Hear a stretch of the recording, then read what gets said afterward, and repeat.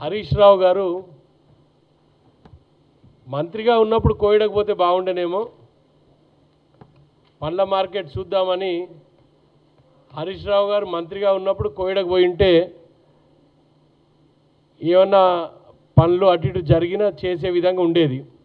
నిన్న హరీష్ రావు గారు, సబితా ఇంద్రారెడ్డి గారు, సుధీర్ రెడ్డి గారు, అదేవిధంగా మాజీ శాసనసభ్యుడు కిషన్ రెడ్డి గారు, వీళ్ళంతా కూడా కోహెడా మార్కెట్ ఎక్కడికో వెళ్ళిపోతుంది, ఎవరికో అప్పచెప్పేస్తున్నారు అనే ఒక అద్భుతమైన అబద్ధాన్ని నిజం చేద్దామనే ప్రయత్నంలో వాళ్ళందరూ కూడా నిన్న కోహెడాకు రావడం జరిగింది.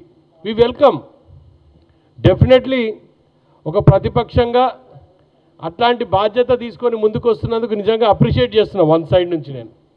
కానీ ఒకటైతే క్లియర్గా చెప్తా హరీష్ రావు గారు, నేను మార్కెట్ చైర్మన్గా 2010వ సంవత్సరం కిరణ్ కుమార్ రెడ్డి గారు ఆ రోజు మా గౌరవ ముఖ్యమంత్రి గారు ఉండే, అదేవిధంగా అప్పటి మార్కెటింగ్ శాఖ మంత్రి ముఖేష్ గౌడ్ గారు, కొంతకాలం దామోదర్ రాజనరసింహ గారు, వీళ్ళంతా కూడా మంత్రిత్వ శాఖ మార్కెటింగ్ శాఖ వాళ్ళు నిర్వహిస్తుండే. గతంలో స్వర్గీయులు రాజశేఖర్ రెడ్డి గారు ఉన్నప్పుడు హైదరాబాద్ డీకంజెషన్ చేయాలా, విజయవాడ నుంచి ఎక్కడెక్కడి నుంచో హైదరాబాద్ది కొత్తపేట ఫ్రూట్ మార్కెట్కి పనులు వస్తుంటాయి దూరం నుంచి, దీన్ని డీకంజెషన్ చేయాలనే ఉద్దేశంతో మార్కెట్ని ఔటర్ రింగ్ రోడ్ బయటికి షిఫ్ట్ చేయాలని నిర్ణయం తీసుకున్న మాట ఫస్ట్ హరీష్ రావు తెలుసుకోవాలి. అది సుధీర్ రెడ్డి కూడా తెలుసు, కానీ అన్ఫార్చునేట్లీ సుధీర్ రెడ్డి మళ్ళీ అబద్ధం చెప్తుండు. కె చంద్రశేఖర్ రావు గారు దాన్ని తీసుకొచ్చిరు మార్కెట్ అని ఆయన మాట్లాడుతున్నాడు. అదో పచ్చి అబద్ధం. ఆయన స్వయాన ఆయన గురువైన రాజశేఖర రెడ్డిని మోసం చేయడమే. నేను ఎందుకు చెప్తున్నానంటే 2010వ సంవత్సరం నుంచి 2014వ సంవత్సరం వరకు నేనే చైర్మన్గా ఉన్నాడా, ఆ మార్కెట్కి నేనే చైర్మన్గా ఉన్నా. హరీష్ రావు గారు మీరు గుర్తెరగాల, మీరు 2012 6వ నెల 16వ తారీఖున జీవో ఎంఎస్ నెంబర్ 126 బేస్ చేసుకొని కోహెడా మార్కెట్ షిఫ్ట్ చేయాలి. 174 ఎకరాలలో కోహెడా తరలించాలి. గడ్డెన్నారం నుంచి ఈ డీకంజెషన్ తగ్గించాలా, రైతులకు మంచి సదుపాయాలతోటి ఒక మంచి మార్కెట్ కట్టాలనే ఉద్దేశంతో 2012లో మేము జీవో తీసుకురావడం జరిగింది. నేను దగ్గర ఒక 23-24 సార్లు ఆ ల్యాండ్ అంతా కూడా నేను సర్వే చేసిన. పొద్దున 4:30కు 5:30కు 6:30కు తెల్లారుజామునే అయితే జర ఎండ పడదేమో అంతా తిరిగొచ్చే ఉద్దేశంతో మేము అందరం కూడా, నేను, ఆఫీసర్స్, సర్వేయర్స్, అక్కడున్న డి లెవెల్ ఆఫీసర్స్ అందరం కూడా సర్వే చేసినాం. ఇది 170 ఎకరాల లావన్ పట్టాలు ఉండే. ఆ లావన్ పట్టాలు కూడా వాళ్ళందరూ కూడా డబ్బులు ఇవ్వాలనే ప్రయత్నంలో నేను డిపాజిట్ని రికరింగ్ డిపాజిట్ చేసి, అప్పుడు బ్యాంక్ ఆఫ్ బరోడాలో 8 కోట్ల రూపాయలు డిపాజిట్ ఉండే మార్కెట్ కమిటీకి సంబంధించిన డబ్బులు. ఆ డబ్బులను రికరింగ్ డిపాజిట్ ఐఓబి బ్యాంకులో పెట్టి దాన్ని 11,60,00,000 రూపాయలు చేసిన నేను దాన్ని 4 సంవత్సరాలలో. ఆ డబ్బులతోటే అప్పట్లో నేను తీసుకున్న నిర్ణయము, ఆ డబ్బులతోటే హరీష్ రావు గారు మార్కెటింగ్ శాఖ ఉన్నప్పుడు మార్కెటింగ్ సంబంధించిన అక్కడ ఉన్న వాళ్ళు లావన్ పట్టాలకు 8 లక్షలు 10 లక్షల రూపాయలు ఎకరా చొప్పున కట్టిన మాట వాస్తవమా కాదా హరీష్ రావు గారు చెప్పాలి.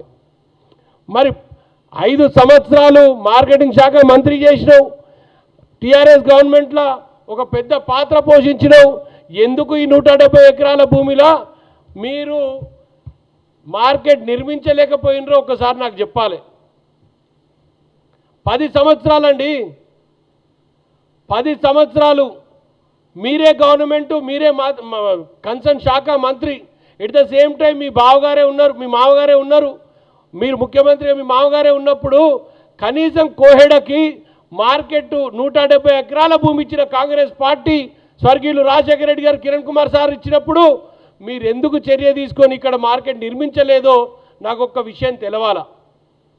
2019-20 మధ్యలో అప్పుడు కోవిడ్ తాండవిస్తుంది. ఆ టైంలో అక్కడ నిర్ణయం తీసుకుర్రు, ఇక్కడ నుంచి వీళ్ళని షిఫ్ట్ చేసేయాలి. ఏది లేదు, వాళ్ళకు వసతి కల్పించలేదు, ఏది కల్పించలేదు. ఇమీడియట్గా వాళ్ళని తరలించాలనే ఉద్దేశంతో అక్కడి నుంచి వాళ్ళని తరిమేసిండ్రు.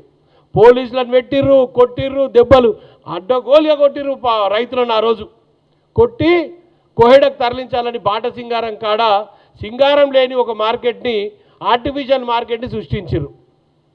దాని కంటిన్యూషన్లో మే 20 తారీఖు నాడు 2020 మార్కెటింగ్ శాఖ హరీష్ రావు గారి ఆధ్వర్యంలో అక్కడ సుధీర్ రెడ్డి గారు, సబితా ఇంద్రారెడ్డి గారు, కిషన్ రెడ్డి గారు కలిసి ఒక ఆర్టిఫిషియల్ మార్కెట్ సృష్టించే ప్రయత్నం చేసిండ్రు. ఇది అప్పుడు వాళ్ళు ఆర్టిఫిషియల్ మార్కెట్ సృష్టించినప్పుడు దాన్ని సృష్టిస్తున్న రోజుల ముందే నేను చెప్పిన, ఇది ఖచ్చితంగా గాలిదులకి పడిపోతుంది, రేకులు కొట్టుకపోతాయి, లారీలు పడిపోతాయి, ఆ ఎత్తున మార్కెట్ ఉన్నప్పుడు గాలి ఆపలేదు అని మేము చెప్పినాం. నేను క్లియర్గా చూపించిన, ఆ రోజు కూడా నేను చెప్పిన, దానికన్నా ముందు డేట్, నేను చెప్పిన 2 రోజుల ముందు నా హెబ్బీ లైవ్ ఉంది, కావలిస్తే అది కూడా నేను ప్రచురణలకు ఇస్తా.